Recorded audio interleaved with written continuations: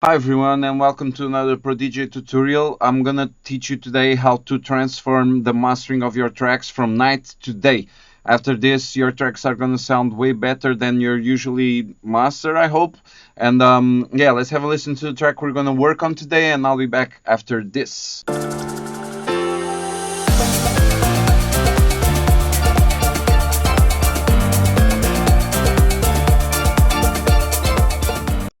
Hi guys and welcome to another tutorial by ProDJ. Today we're going to talk about mastering and how to master in 5 easy steps.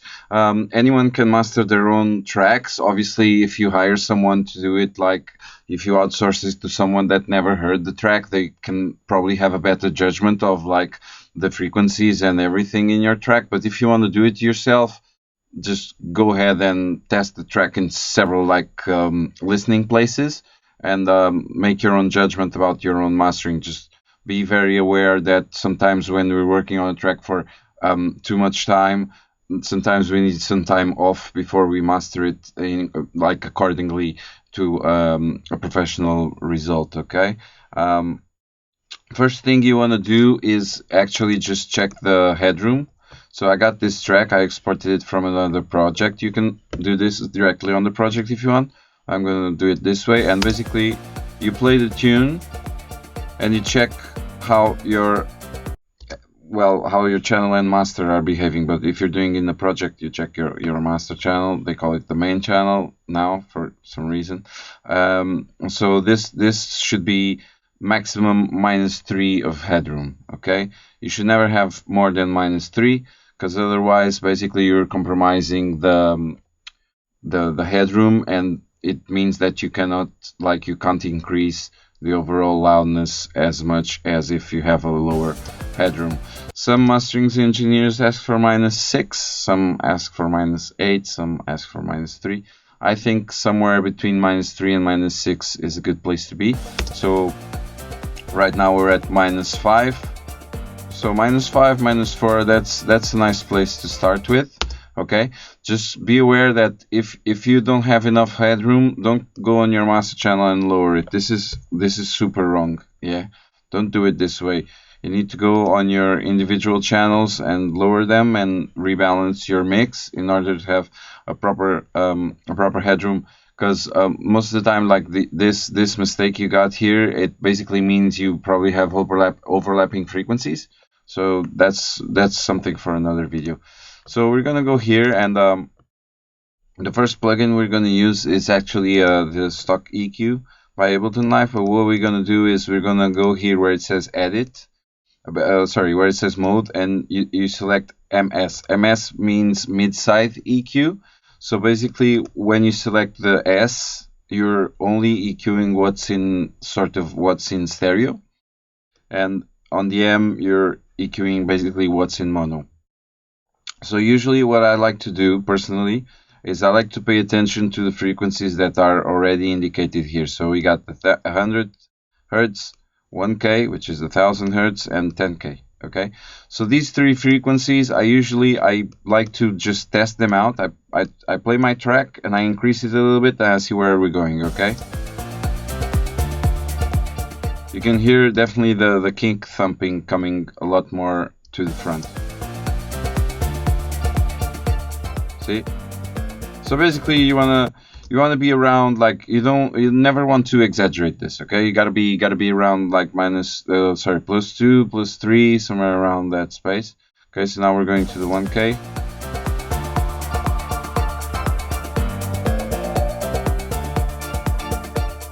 Okay, and now 10K, yeah? Just bring that brightness a little bit up. And now on the side, what you want to do is you want to actually turn on the low cut, because usually you don't really want anything below 100 Hertz on your sides, because otherwise you may have phasing issues. So you definitely don't want that. So just cut it off and just go on the same principle. So we got like, let's see what we got here. I always like to exaggerate so I can clearly hear like what's happening in that area, in that zone. Okay. Okay, so now I'm going to turn it off and turn it on.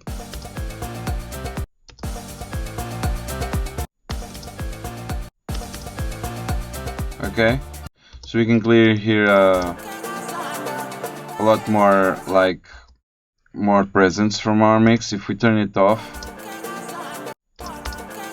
Especially on the vocal, I can hear the vocal coming a lot better. Okay, so this is really important. In here on the glue compressor, what you want to do is basically you wanna bring the attack all the way up, because otherwise you're gonna cut the initial transients of your mix, and you don't definitely want that. And same thing with the release, because otherwise when the compressor eases off, basically if you have a long release, it never eases off, so it's constantly compressing. And the ratio you want to have the lightest possible. And what you want to achieve here is somewhere around 1-2 dB of gain reduction. So this needle, yeah, it represents how much gain reduction you're having on your compressor. As the name implies, gain reduction means it's reducing your gain, so you definitely don't want to have a lot of that. What we're gonna do is we're gonna try to go for 1. Obviously you can't really see, but you know between 0 and 5, you know it's 2.5 in the middle, so you want to go below that, yeah. Okay, and here in the makeup you want to do 1 dB of makeup, or 2 if you want. It's up to you, really. There's no right or wrong here. It's just go as you go. You feel things. So here, if I turn it off,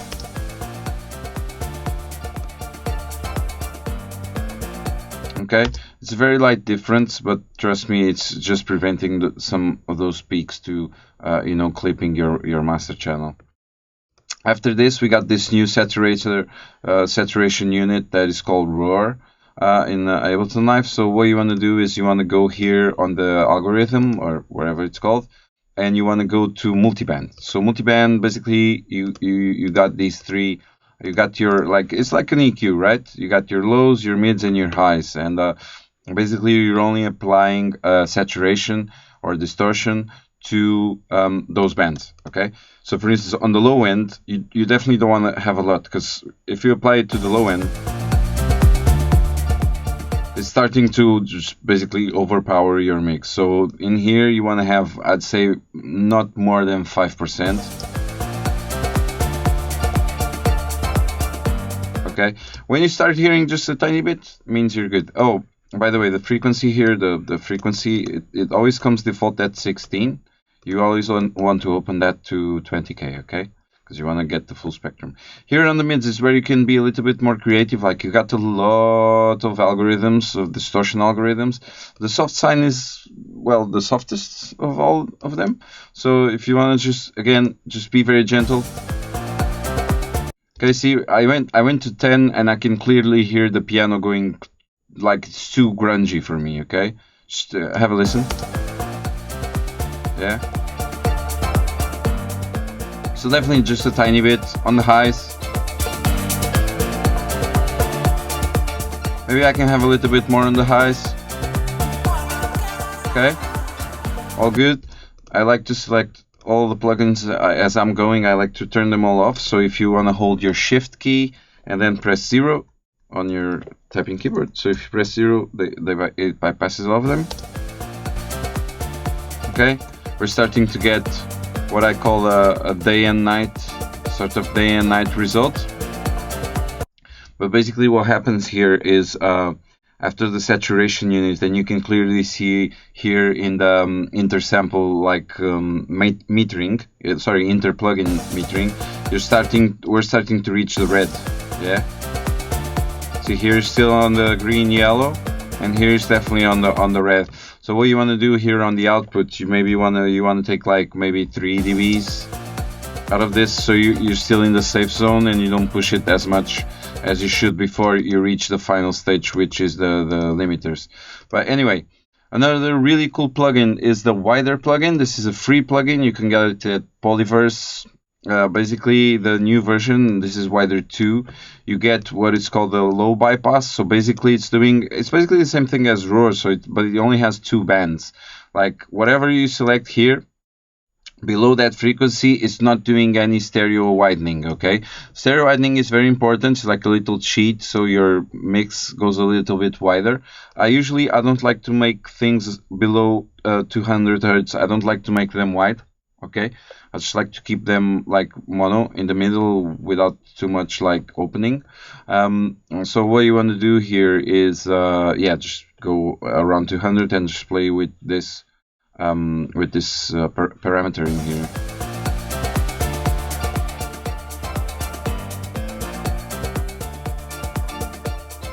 I can definitely hear some phasing when I'm going around 60%, so I think I'm gonna stay below 20. Yeah. Yeah.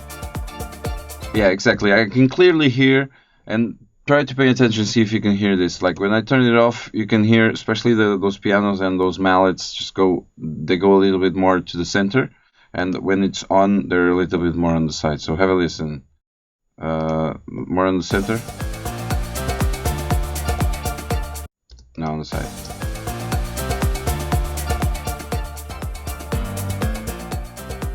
Yeah, especially the piano as well, you can hear it coming a little bit more to the side, which is very useful because it basically, when you're hearing on headphones, it definitely makes your mix a little bit wider. So coming to the final stage, basically what I like to do here, I like to use 2 limiters. Yeah, this is a little bit controversial. You might want to do this or not. It's up to you. And basically I like to have the first one in maximize, and I like to have it in standard mode. And what this does is instead of bringing your input gain higher, you just play with your threshold, and when you lower your threshold, it basically clips. It's like a little clipper. See? Okay, that's a bit too much. Sorry. Okay, so we're gonna start from the beginning.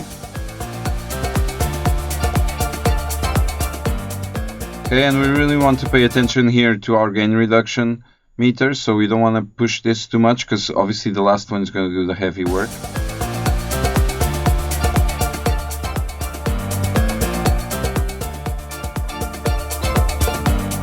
Again, 2, 3, that's a good measure. On the last one, I like to have it at true peak, and the output should be at minus 0.3. Don't put it at 0. That usually just you get a little bit of digital clipping. So if you put it at minus 0.3, you never reach that peak like level, but you can definitely, like, you can't hear it at minus 0.3. Okay, and so we're gonna hear on the input gain.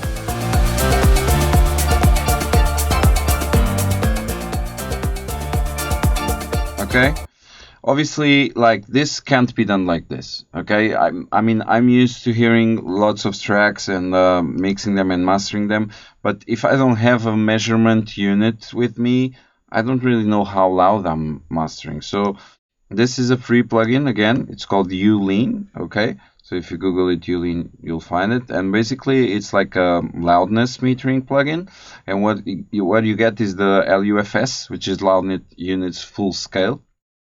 And you got all these measurements, and the ones I really like to look for are basically, it's a relationship between, so this is like an average measurement of the short term and integrated. Integrated is like more long term kind of thing, and the momentary and the short term are exactly the same thing. So basically what you get is basically 4 measures that you don't definitely want to go beyond. Let's say if you want to DJ the track, you don't want to go beyond like minus 7, 6 U. 6 U LUFSs it's quite challenging. Yeah, you gotta have a really clear mix in order to get minus 6 LUFS and not get things clipping or sounding bad. So that's what we're aiming for. And basically, the amount you increase here on your input gain, it's gonna decrease your LUFS. Okay. So as you can see now, we're at minus 10 momentary, minus 11 short term. Okay, so we want to get that to minus 7. I'm going to start pushing up.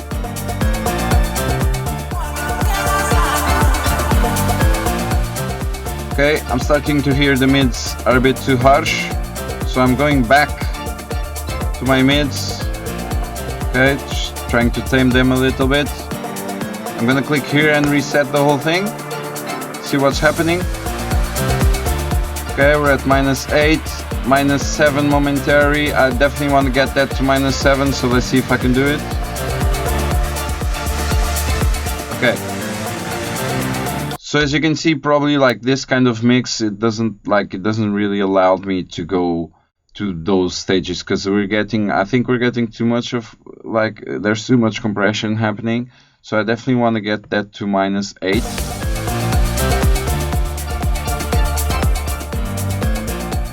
Okay.